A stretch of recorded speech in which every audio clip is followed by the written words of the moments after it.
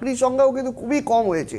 2025 সালে চাকরি বাকরির ক্ষেত্রে যদি আমরা নিরিখে দেখি, সেক্ষেত্রেও কিন্তু প্রচণ্ড কেন্দ্রীয় বিভাগ বলুন বা রাজ্য সরকার বলুন বা প্রাইভেট অর্গানাইজেশন বলুন, সব জায়গায় কিন্তু একটা চাকরি নিয়ে একটা টানামানি চলেছে। প্রচুর কিন্তু কর্মী ছাঁটাই হয়েছে, প্রচুর কিন্তু গণ্ডগোল হয়েছে। কিন্তু এই 2026 কিন্তু সেক্ষেত্রে কিন্তু একটা খুব ভালো রেজাল্ট দেবে। 2026 রবি যখন আসে, সূর্য হচ্ছে এমন একটা গ্রহ যে মানুষকে সাকসেস দেয়, জীবনে সফলতা অর্জন করায়, যে প্রতিটা ক্ষেত্রে, একটা সরকারি ক্ষেত্রেই হতে পারে।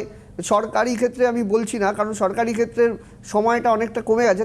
তা সত্ত্বেও বলবো যে যেই সব জায়গায় ভ্যাকেন্সিগুলো রয়েছে সেক্ষেত্রে কিন্তু রিক্রুটমেন্ট হবে, নতুন ছেলেরা কিন্তু সেখানে চাকরি পাবে। রবি মানে কর্মসংস্থান, নাম, যশ, খ্যাতি এগুলো কিন্তু দেয়। আবার অন্যদিকে আমি একটা কথা বলবো, যেহেতু শনি মীন রাশিতে গোচর করছে, সেক্ষেত্রে কিছুটা কিন্তু দেখা যাবে যে সোনা রূপো এগুলো, পেট্রোকেমিক্যাল প্রোডাক্ট এগুলোর কিন্তু দাম কিন্তু কিছুটা বাড়বে। এবং দেখা যাবে যে নানা রকম দিক থেকে কিন্তু একটা মানে বিশেষ করে দেখা যাবে যে দ্রব্যমূল্যের ক্ষেত্রে কিন্তু জিনিসটা কিন্তু বাড়বে। অন্য দিক থেকে কিন্তু চাকরি বাকরি কর্মসংস্থানের ক্ষেত্রে এই 2026 সালটা কিন্তু অনেকটাই উত্তম।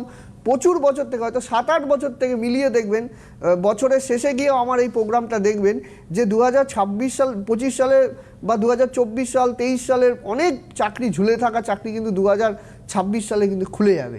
তারা কিন্তু চাকরি পাবে, অনেক ক্ষেত্রে কিন্তু আশানুরূপ রেজাল্ট হবে। তাও আমি একটা কথাই বলি, ইন্ডিভিজুয়াল হরোস্কোপ শুড বি জাজ। প্রত্যেকটা হরোস্কোপকে দেখতে হয়। যদি আপনার হরোস্কোপের মধ্যে সেই গ্রহ বলবত্তা থাকে এবং নাক্ষত্রিক সংযোগ যদি ভালো থাকে, দশা যদি ভালো থাকে, তবে কিন্তু সেই ক্ষেত্রে কিন্তু আপনার কর্মের ক্ষেত্রে বিশাল কিন্তু একটা পজিটিভ আশা কিন্তু করা যাচ্ছে।